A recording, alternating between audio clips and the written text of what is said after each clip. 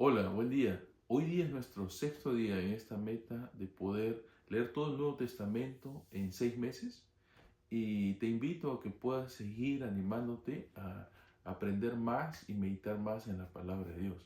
La lectura correspondiente al día de hoy se encuentra en Mateo, del capítulo 28 y verso 28, hasta todo el capítulo 9. En estos capítulos ya el Señor Jesucristo empieza su ministerio y empieza a sanar enfermos, a hacer milagros, empieza a quitar demonios a las personas, a sacar demonios a las personas, empieza a enseñar y de tal manera que muchas personas empiezan a identificar en él el Mesías. Incluso los mismos demonios empiezan a proclamar y decir, ¿no? Hijo de David, ¿no? ¿Qué tienes contra nosotros? ¿Por qué has venido a perturbarnos? ¿Verdad? El Señor Jesucristo ya se empieza a mostrar como el Mesías y la gente empieza a identificarlo de tal manera. Sin embargo, al final del capítulo 9 hay un pasaje que me llama bastante la atención y es en el versículo 36. Y dice lo siguiente: y viendo las multitudes, tuvo compasión de ellas. Y a pesar del trabajo del Señor Jesucristo y de lo que hacía, él se toma, al parecer, este instante, este momento de ver a las multitudes, ¿no? Y la forma de ver del Señor Jesucristo es algo que nosotros nunca debemos olvidar, nunca debemos dejar pasar. Y es lo que nos enseña en la Biblia en general, el Señor en general, sobre cómo un hijo de Él o una hija de Él debe mirar. La gente, las personas, quieren que los veamos no como Dios quiere verlos.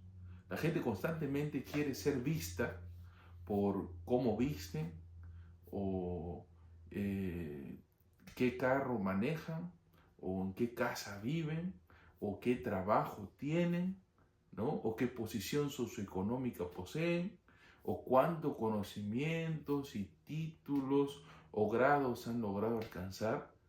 La gente quiere ser vista como son vistos en las redes sociales, ¿verdad? La gente quiere ser vista de muchas maneras, pero la gente no quiere ser vista como Dios los ve. Y es nuestra responsabilidad, como hijos de Dios, constantemente y siempre mirar como Cristo mira. Y la forma en la que Cristo mira no es en base a la carne, ¿no? En 2 Corintios capítulo 5, el apóstol Pablo menciona, ¿no?, que a nadie conocemos según la carne. Que el Señor Jesucristo nos enseña a ver como Él veía. Solamente cuando vemos de esa manera, de una manera espiritual, podremos tener ese mismo resultado que el Señor Jesucristo. Tener compasión de las personas. Y muchas veces nosotros no tenemos compasión de las personas porque nos hemos adaptado a ver cómo mira el mundo. Estamos tan dentro del mundo y vivimos en el mundo que ya nos hemos acostumbrado a mirar como mira el mundo. Probablemente algo como lo que le pasó al profeta Samuel cuando fue a ver a los hijos de Isaí, ¿verdad? Y el Señor tuvo que reprenderlo y decirle: no mires, ¿no?, a su parecer o lo alto de su estatura, porque yo lo desecho. Pero el mundo constantemente nos está invitando a ver de una manera distinta. Nosotros, como hijos de Dios, debemos tener cuidado con cómo miramos a las personas. Porque solamente cuando miramos como Cristo mira, eso va a poder crear en nosotros esa compasión que parte solamente de una vista espiritual y de una vida llena del Espíritu. Y entonces el Espíritu tiene una respuesta también a esa situación, a esa forma de ver. No sé si recuerdan a Pablo, por ejemplo, cuando llega a Atenas. Pablo, cuando ve la gloriosa Atenas y en todo su esplendor, no las ruinas que vemos el día de hoy, los pequeños estragos que quedan de la gran cultura griega, cuando llega a Atenas, Pablo, él no ve toda esa maravilla.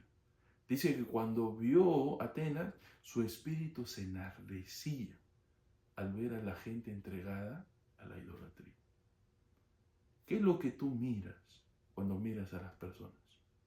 ¿Qué es lo que tú miras cuando ves a las personas que te rodean? Ellos constantemente y siempre van a querer ser vistos de maneras distintas que van en contra de cómo la Biblia y el Señor Jesucristo nos enseña a ver. Porque solamente cuando tú los ves como Cristo mira, vas a poder darte cuenta que están como ovejas sin pastor, que están perdidos, que no tienen esperanza, como una oveja sin pastor. Una oveja sin pastor puede ser que ese día sea su último día. No tiene esperanza de sobrevivir. Y nosotros, cuando nos envolvemos mucho en el mundo, perdemos esa forma de ver. Que el Señor guarde tu vista y tengas mucho cuidado de no olvidar que nosotros tenemos que ver como Él mira. Que nuestros ojos espirituales, que nuestra vida espiritual llena de Él nos enseña a ver mejor. Es como en Mateo capítulo 4, ¿no? Que ya leímos antes, el Señor Jesucristo cuando llama a sus primeros discípulos dice, seguidme y os haré pescadores de hombres, ¿no? Mientras más sigamos al Señor Jesucristo, más vamos a poder ver correctamente a las personas y por ende más vamos a ser impulsados a pescarlos, a rescatarlos de esa desesperanza, de esa situación de estar como oveja sin pastor y poder presentarles a ese pastor, ¿no?